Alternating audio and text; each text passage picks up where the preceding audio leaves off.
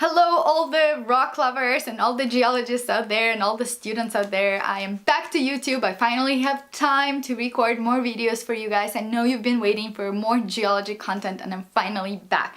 In today's video I want to talk about and give you some ideas on how to decide what type of geology you should be doing, what kind of geologist you should become, because that's probably the most question I get asked on Instagram. By the way, if you do want to reach to me, the best way is through Instagram. Subscribe to me at ShyLamaGirl and feel free to DM. I do get back to all of you. Sometimes it takes a week or two. A lot of questions I get asked is mostly, hey, should I become a petroleum geologist? Or what kind of geologist should I be doing? Or I like dinosaur bones, should I become a paleontologist?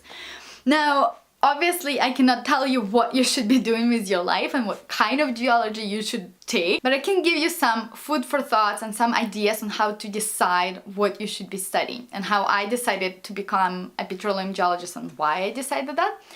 So if you don't know, or maybe you like thinking of becoming a geologist, there are all sorts of different type of geologists. There are environmental geologists, mining, petroleum, volcanologists, paleontologists, planetary geologists. And at some point in your career and your education, you have to decide what type of geology you want to do. Depends on your university, depends on your school. My school required us to pick a specialty in our second year. So first year was just general geology for everyone, and then our university offered different streams. They had environmental, petroleum, general geology, and geochemistry. Now, so that's the first thing you should look. If you're thinking about becoming a geologist or maybe becoming a certain type of geologist, you have to look at what your school or the schools you're considering going to are offering for programs, because not every school offers, say for example, petroleum geology, or not every school offers mining type of geology courses. So you have to be mindful of the school you're going into, what are they offering. And the second thing, which is so important, and that's probably the most crucial piece of information that you should consider, is what type of job can you get in your region. Again, probably the second most often asked question is, can I come and be a petroleum geologist in Canada, or can I relocate to United States and work there? The short answer is yes. A lot of geologists do relocate and a lot of geologists do move internationally. However, that shouldn't be your plan A. It shouldn't be your default plan of getting a job. It's very hard to get a job straight out of university in a different country. A, because a lot of companies, they won't hire you without any experience. And B, it costs them a lot of money to relocate you. There's a complicated visa process that has to happen for you to come to a different country and work in a different country. So that, don't count on that. What you should be counting on is getting a job in your other city or your region or your country, because that's easier, right? You're already legally allowed to work in your country, you speak the language, you know the process, you know the hiring process, so it's much easier to get a job where you're at rather than trying to look overseas. With that, I don't know in every, I know a lot of you are not from Canada and not from United States, so I don't know the process of how you would go about looking for a job in your country. But for Canada, for example, or in US, you can go online and go on Indeed.com or just even Google and just type jobs, geology jobs Alberta or geology jobs Canada. And Google will give you lists of companies that hiring geologist. Oh, Google was looking for geology jobs for me. And you can see what companies offer. Now, if you want to study volcanoes, but you live near a volcano, chances are no one's gonna hire a volcanologist in your region, and you will have to relocate, or you might have to go to university in that area to kind of increase your chances of getting hired as a volcanologist. But if you, like me, the reason I picked petroleum is because I live in Alberta, and Alberta is a big petroleum hub. Most companies that hire geologists are petroleum companies, so it's logical that if I pick a geology degree, I would most likely find a job in Alberta. Environmental geologists are more versatile. They can work for various industries, not just petroleum. Mining companies hire them, remediation companies hire them, construction companies hire them. So they're more versatile where they can go. Others had to relocate to Ontario because there's more mining there, so they had to go and relocate within the country. So look online what type of jobs are available in your region before you pick your specialty. Second or third tip is, if you're in university and studying geology and you're not sure, like say you're just doing general geology and then you have to decide when you're looking for a job what stream to go into, I recommend doing different research as an undergraduate student. I was fortunate enough to be able to apply for a grant and receive the grant to do research, and I was looking for a professor, and one professor was offering to do research on interplanetary geology, and I never even knew that that's a thing. I never knew there's like scientists studying, well, I knew there are scientists studying other planets, but I never knew that could be me. And so when the professor offered me that position and kind of told me, okay, I have a couple meteorites that need to be studied and need to be typed, I said yes, and I'm so glad I did. It was one of the most interesting researches I have done. And also my undergraduate thesis I did with the same professor, and I did it on Mars stratigraphy. Now again, that's something in petroleum stream, they don't offer courses like that. They don't offer courses on interplanetary geology, but that opportunity came to me and I took it not because I wanted to be interplanetary geologist, but I took it because I wanted to broaden my horizon and to see if I like it. I absolutely love that research. One of the best researches I've done was studied Mars stratigraphy by using NASA satellite images. Obviously, I didn't become an interplanetary geologist, but that research opened up a lot of doors for me. In fact, one of the very first questions my interviewer asked when I applied for petroleum geology is they looked at my resume and said, hey, we saw that you studied Mars stratigraphy, like planet Mars.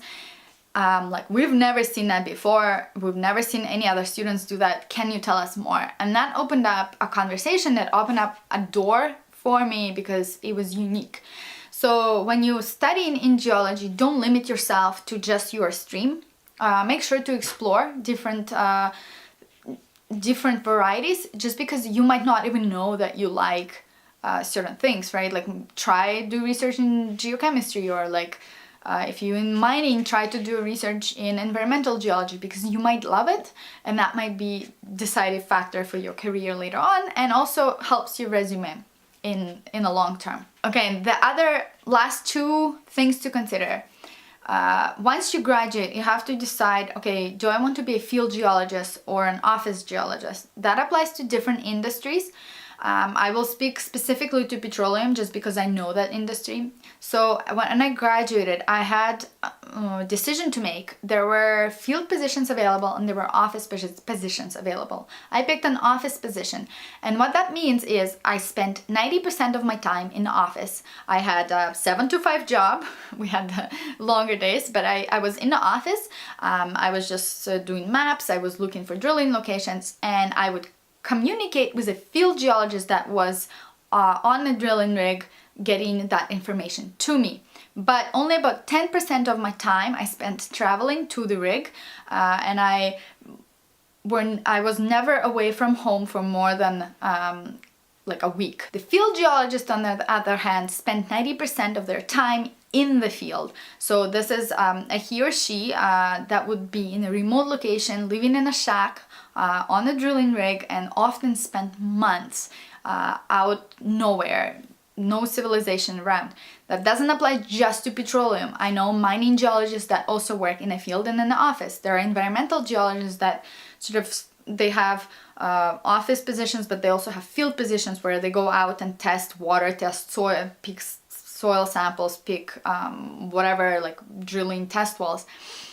So that's something to consider long term, because when you graduate, field position might sound incredible to you. And I know I was tempted very much to apply to those positions just because it sounds really cool, and it sounds like a really geology position where you're out in the field and testing and looking at rock and such. However, you have to think long term. Not everyone is suitable for that position, just because you often spend weeks away from home, away from your family. And as you get older, you want to start a family, you want to have kids, or maybe you don't. But if you do, that's something to consider, because it's very hard to leave your family and go out in the field and be nowhere, like in the middle of nowhere, And especially if you're in Canada, not only you're in the middle of nowhere, but also you're in the middle of nowhere in -30 and with the snow around you, and it's really cold and it's very harsh conditions often. So you have to think about it in advance. And the reason you have to think about it in advance is because once you get a couple of years of experience in a certain kind of stream, it's harder to switch. A lot of companies wouldn't look, so if you are, I myself, I'm a developmental geologist, so I look for new drilling locations, I do maps in the office. But if I were to apply to a field geology positions right now, they would downgrade me because right now I'm a senior geologist, but on a field, yes, in theory I know what I will be doing, but in practice I don't know how to install a gas meter, for example, or like certain things I have to learn, and that takes time, so I cannot be a senior position on a drilling rig. So switching back and forth is a bit hard. It's not possible, it's possible, but it's something you have to consider. And finally, final food for thought I'll leave you with is always have a backup plan, because in real life, if you graduate and you don't get a job right away, you have to have some backup plan. In in our field, in our faculty, when I graduated, we had about 30 geologists, and only 5 of us had offers for a full-time position. The rest only had part-time jobs available to them, like summer jobs, or no jobs. And a lot of the people that I graduated with went back to university. Some decided to become professors, and so they went to do masters and then later PhDs, and they wanted to be in academia and do research. Others went back to school and did MBAs or law degrees and completely switched their careers. And others took their part-time job and worked for a year and then were able to land a full-time job with petroleum companies or environmental companies. So always have a backup plan. Think about, don't count on like, oh, I'm definitely getting a job straight out of school. Not always happens. That's just real life. I think it's every degree. It's not just geology or like it's anything, right? So just think ahead. But most of all, enjoy the science, enjoy the studies, and please subscribe. I've filmed a really different video for next week, so I hope you guys enjoy it. Hit that subscribe button, and I will see you next week in my video. Bye.